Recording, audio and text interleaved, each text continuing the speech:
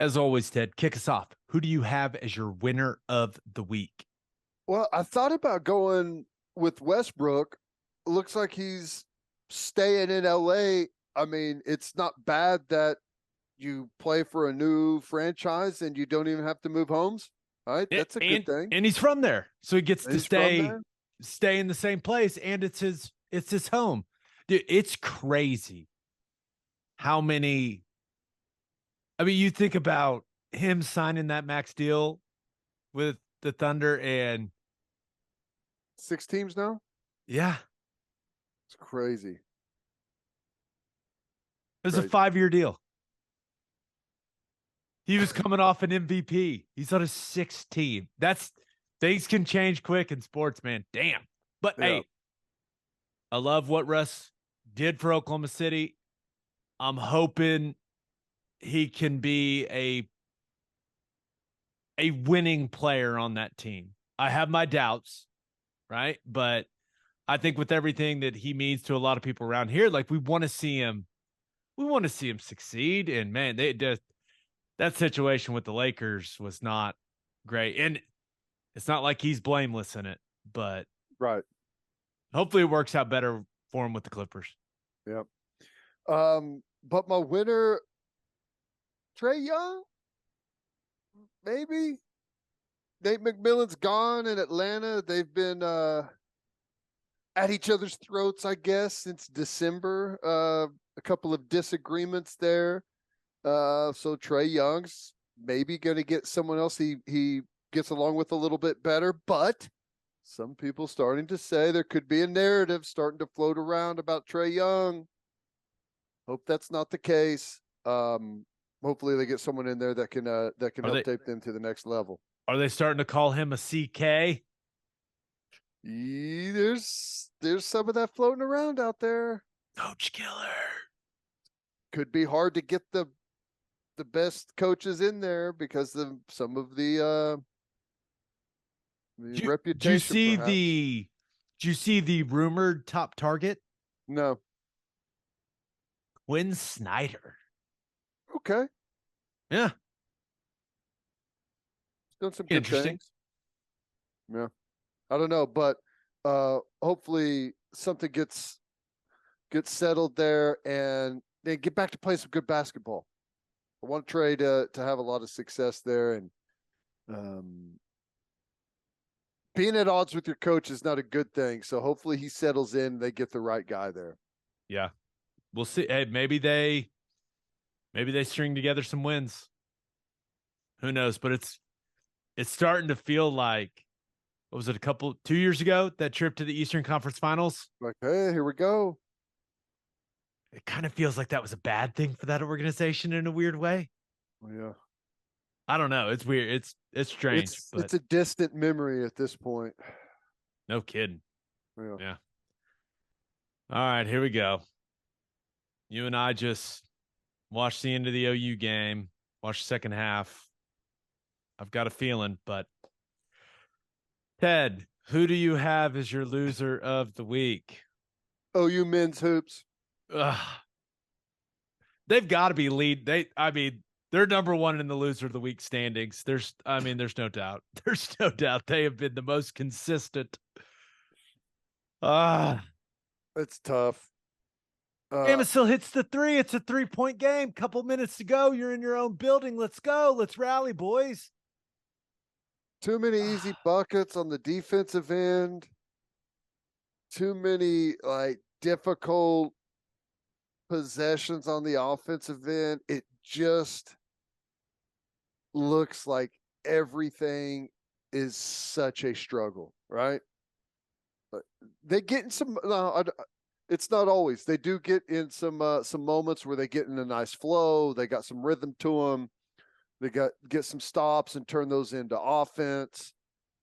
But man, whenever the game starts to get into crunch time and really slows down, it's like playoff basketball, right? The last 5 minutes are totally different than the rest of the game, and feels like whenever those crunch time situations show up, we just can't get anything going. Getting getting cooked by Jalen Tyson is one thing. Right? That guy is gonna be I mean, he's what, a sophomore. He's gonna be legit. Getting cooked by Amax another. I mean, my goodness, guys. How many easy baskets is the big bearded guy gonna get at the rim? That was frustrating. I know. Dude, that's been a recurring theme. I feel like since Spangler was done at OU.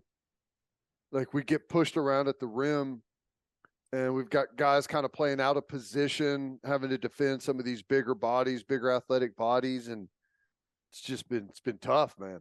Been tough. We got to get some size. Got to find some shooting too.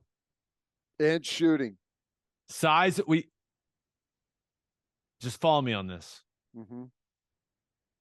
Guys that are tall with long arms that can jump high, that are strong and can shoot. How's that sound? Come on. But yeah, they got a handle too? Yeah, and can dribble the rock. How about that? Can dribble huh? Okay. If we could find some of those guys, we'll be locked in. That's frustrating, man. I hate it for those guys. I know they put a ton of work in. It's a grind. I know it. It's brutal. Close game after close game. I feel for them. 9 of 33 from the 3-point line. Yeah. That's what we're inadequate in so many areas. We're kind of reduced to, if we're hot from three, got a chance to win. If we're not, it's going to be really difficult. Here's the thing for me. It's like you score 63 points at home against Tech. That ain't good enough, man. Yeah. I don't care what the shot selection looks like. This team also has a lot of trouble finishing at the rim for whatever reason. They just have trouble putting the ball in the basket. Let's be real. In your own building against that team, and I know they're on a bit of a run, right? Mark Adams has that team. Four straight now. They're back healthy. And all of a sudden, they started 0-8 in Big 12 play. And I think they got a realistic shot of making the tournament. Yeah, were they first four out? Is that what they were on today? Bracketology? Yeah. So they've got some big time opportunities left, right? Because they got TCU, Kansas, and Oklahoma State. We could be the only Big 12 team to not make the tournament. Why'd you have to say that? It's true. It's realistic because West Virginia and Tech don't have each other left. Oklahoma State's fading a bit here as we get to the close, but they're still in as of right now. Last four in, I think. Yeah. Another Oklahoma basketball loss that makes us very sad. Dude, this football basketball combo, here's the thing though, man. You gotta embrace the pain. Okay. This is what living is, okay? Okay. It makes the rocket ship, it makes the good seasons feel so much better. It can't always be good. It just can't. You've got to have a little bit of yin and yang here, man. Could I have it be not this bad though? Like when it's it's not good?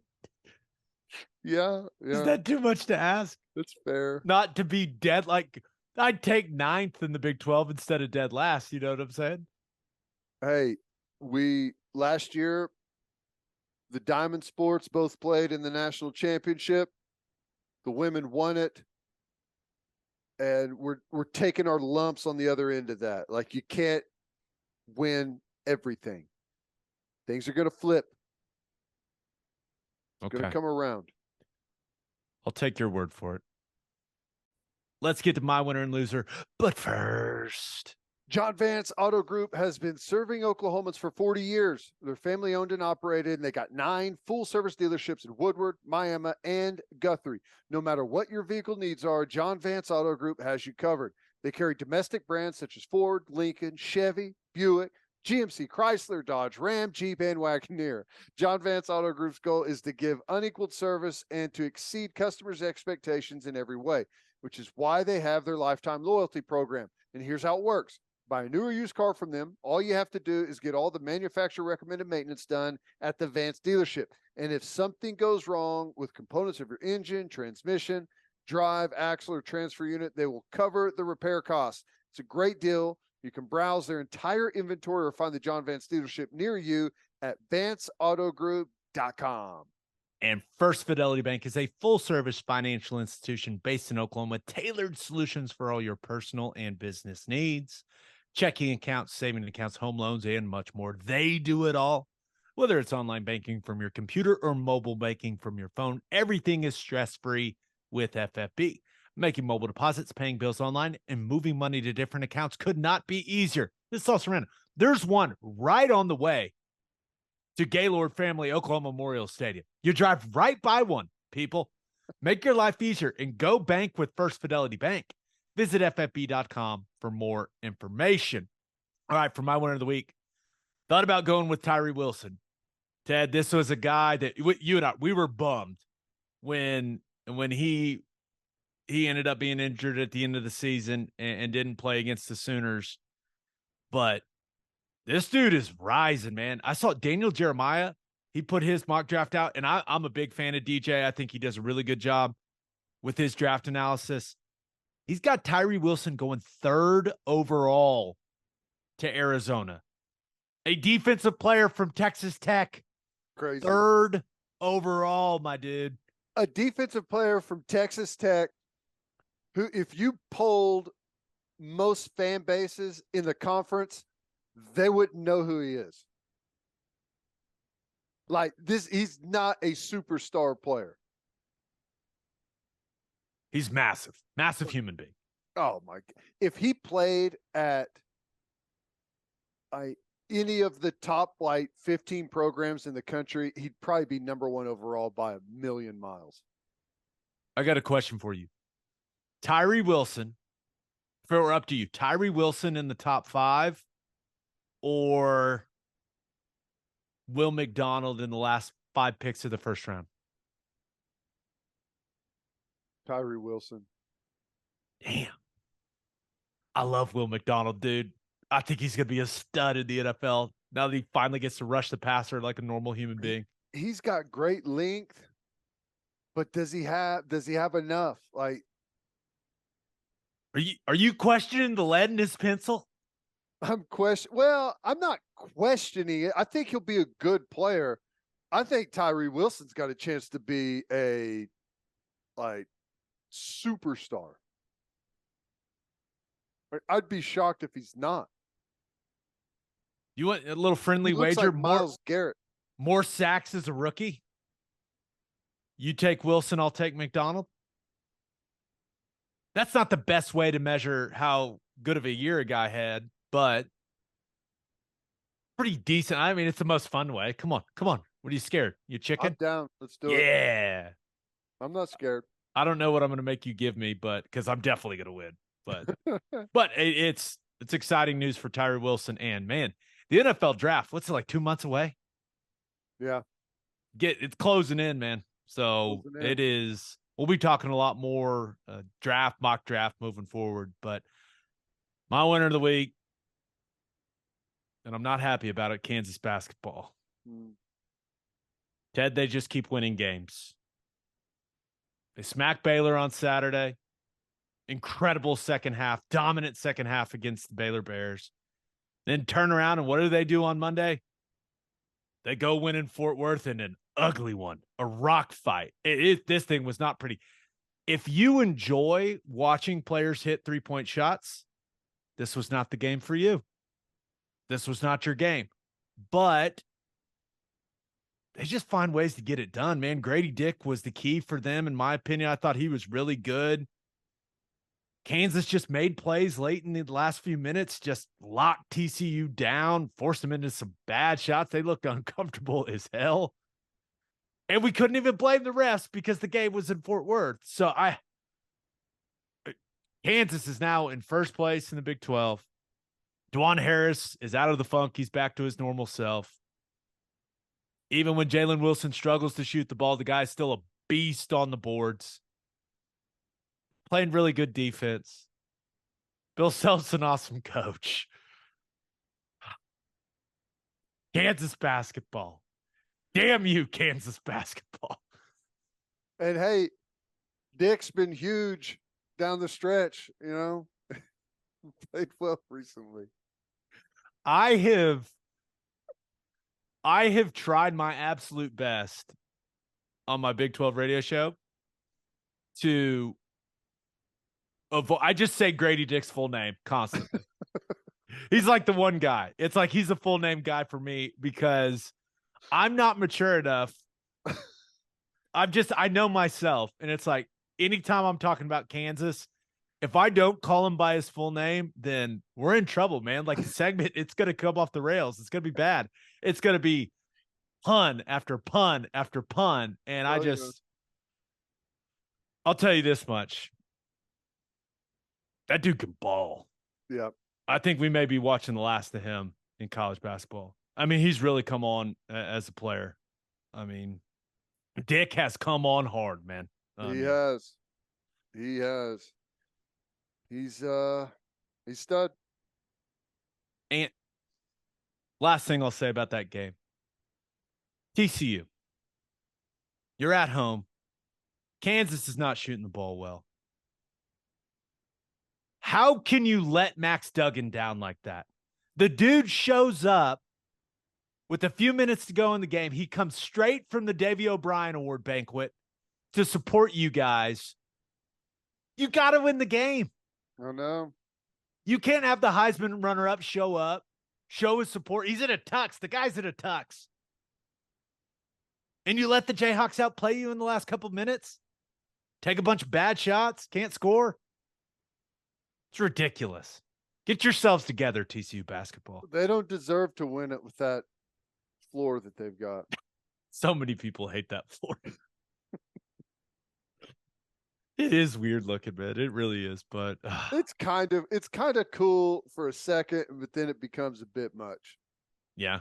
Just accept it, people. Kansas is going to be a 1 seed. They're going to make another deep run, or maybe they'll lose early again, and who knows? But they're playing some good ball. You cannot deny that. All right, my loser of the week. Thought about going, and this is very random. I can guarantee you this has never been mentioned on this podcast. Cal State Fullerton softball. No, because that's OU softball's next opponent. Sooners dropped the one against Baylor. Baylor's got a hell of a pitcher. Thought they were going to pull it out, just couldn't get the bats going in those last couple of innings. OU softball's 8th loss in the last 3 years. Will we get to double digits this year? Maybe. I don't know. Who cares as long as you win the whole thing, right? Yeah, that's all. All I care is about June, baby. Come on. But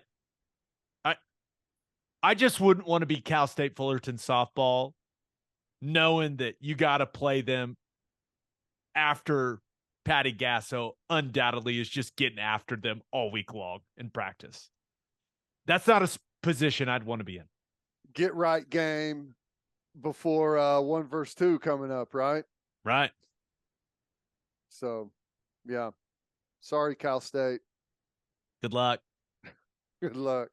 But my loser of the week, and this is a complicated subject, but the Brandon Miller situation is mind-blowing to me. So, little background, if you're unfamiliar with the story.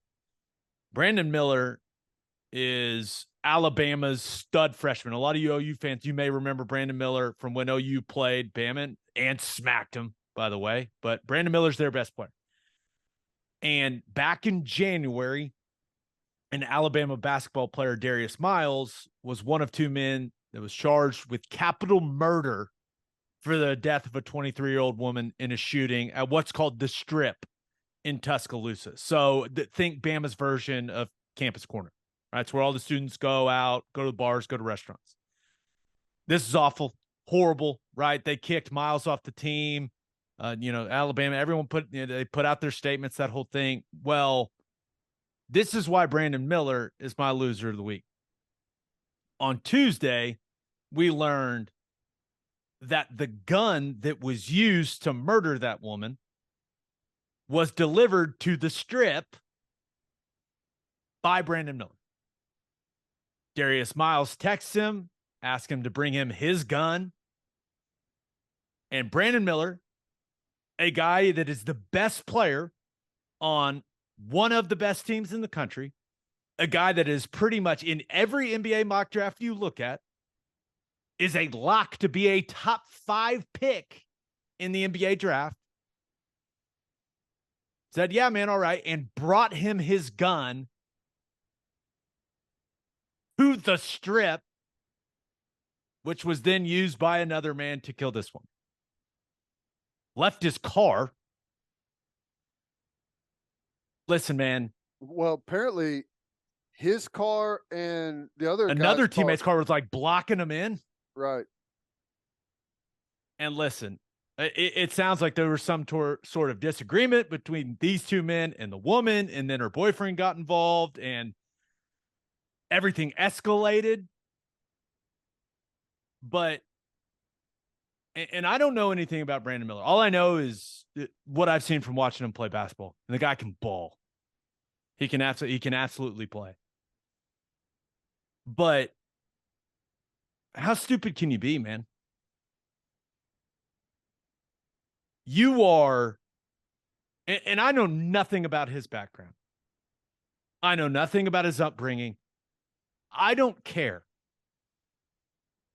When you are about to make generational wealth, let's say he's the 5th pick. Do you know what Jaden Ivey, who was the 5th pick to the last NBA draft, got from the Pistons? 18 a year.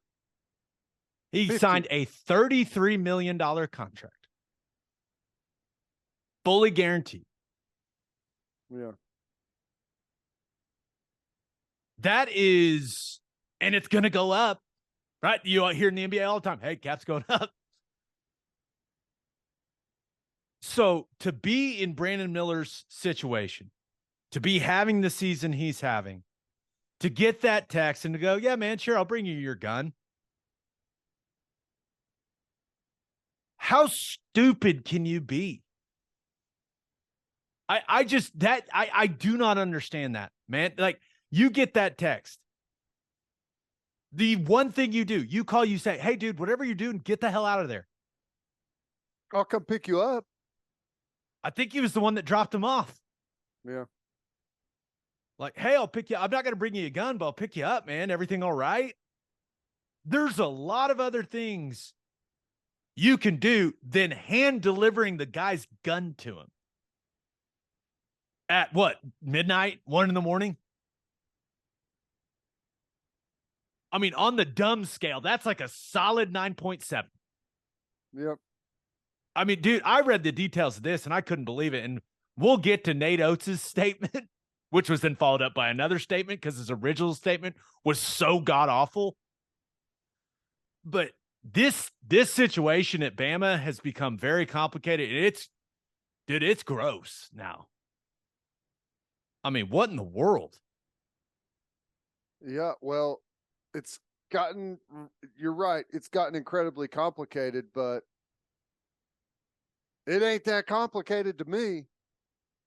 You take a gun to somebody that then takes it and shoots someone. I'm not saying you're guilty of murder, but you're guilty of something.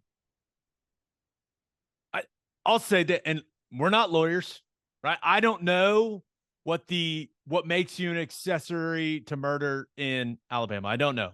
So I'm not going to say, like, I feel like if he was an accessory to murder, he would be in jail. Maybe not. I don't know. But the dude didn't even miss a game. No. And it's not like Nate Oates wasn't going to miss a game moving forward, according to Nate Oates. It's like, Here's the Nate Oates quote from the original statement on Tuesday before he realized how stupid what he said was and made another statement. Can't control everything everybody does outside of practice. Nobody knew that was going to happen. Wrong spot at the wrong time for Brandon Miller. Wrong spot at the wrong time. He brought the gun. He created the wrong spot at the wrong time. I don't know how Alabama just keeps letting him play. Like this is, you talk about a PR nightmare, and this is the thing. Like Nate Oates, you have to assume, and he said it, they knew about Brandon Miller's involvement in this entire thing. So it's not like he hadn't talked to, the university council and maybe the president and the athletic director about like, hey, what are we going to say here when these details eventually come out? And that's what he went with, dude. Like, yeah. How on earth? Well, here's the thing. It's like Nate Oates is going to get, and rightfully so, he's going to get a lot of blowback from the statement stuff and the fact that Miller's been playing. But that decision wasn't made by him. Like, that's over the top of him. I think you're right. Right. I mean, that's a university president, athletic director type of situation. Everyone's in the room. Everyone understands the situation, like what went down. I don't think it's like, what do you think, coach? It's like that's above his pay grade, I would guess. I am with you. I mean, that's an all-timer, man. We've seen some athletes over the years do some really dumb stuff. Bring in a loaded gun at 1 a.m. when you've got the basketball future that this guy's got. It's just unbelievable, man. Like I read it, I was like, there's no way. There's no way. Gonna be a top 5 pick. About to have just and I know talented people have done a lot of stupid stuff throughout the years. I understand that, but damn, man. Well, I don't know what his, like you said, I don't know the firearm rules in Alabama. I don't know what the legal system says about his part in this whole thing. But if he's drafted, and I'm guessing that he's going to be, especially if he's found to not be charged with anything, there's going to be some civil suit action coming after that big money. I just wonder if there's no way we've heard the end of this for everyone involved at Alabama. Oh, not with the way this blew up today. Like there's going to be some digging, man. Who knew what? I'm interested. And there's a bunch of Bama fans out there going, he didn't break the law. What's the whole big deal? It's like, if this was an OU player, I'd be like, what the hell? Well, I don't know if he didn't break the law or not. Like, neither do I. There's a written letter of the law. But let me tell you something. If that was my daughter and I knew that he hand delivered the gun that shot her, you think I need a written piece of paper, a law to tell me that what he did was wrong? I don't think so. There's a little common sense to what we're all talking about here. We know that the whole chain of events started with him hand delivering a gun well past any time where there's target practice going on. Crazy. It's a bummer, man. I thought he'd look good in the Thunder jersey. That's why I'm so upset. The whole thing is just, dude. This is not the end of this. I feel like this is about to blow up in a big way. Because remember, a couple weeks ago, Nate Oates got a contract extension. Bama made a whole big deal about it. Huge deal about it. Yep. And he comes out and puts his foot in his mouth with this statement, and then puts the other statement out. Oh, no, I'm taking this very seriously. But they Well, knew Brandon Miller delivered the gun that eventually murdered that woman. And they're like, hey, man, you're all good. Let's go. Lace them up. Get us 18 and 10. That blows my mind, man. I mean, where's he live? Like, here's the thing. Like, he's a freshman, right? Yeah, one and done.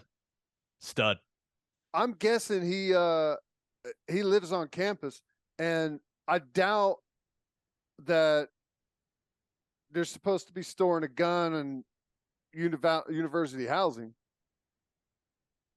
I don't know. I guess I don't know. Maybe they didn't. He didn't come from there, but it doesn't pass the smell test. We all know that something wrong went down. Yeah, that's ultimately like there's right and wrong. There's right and wrong. And this feels wrong. Yep. It was a very serious ending to episode 294.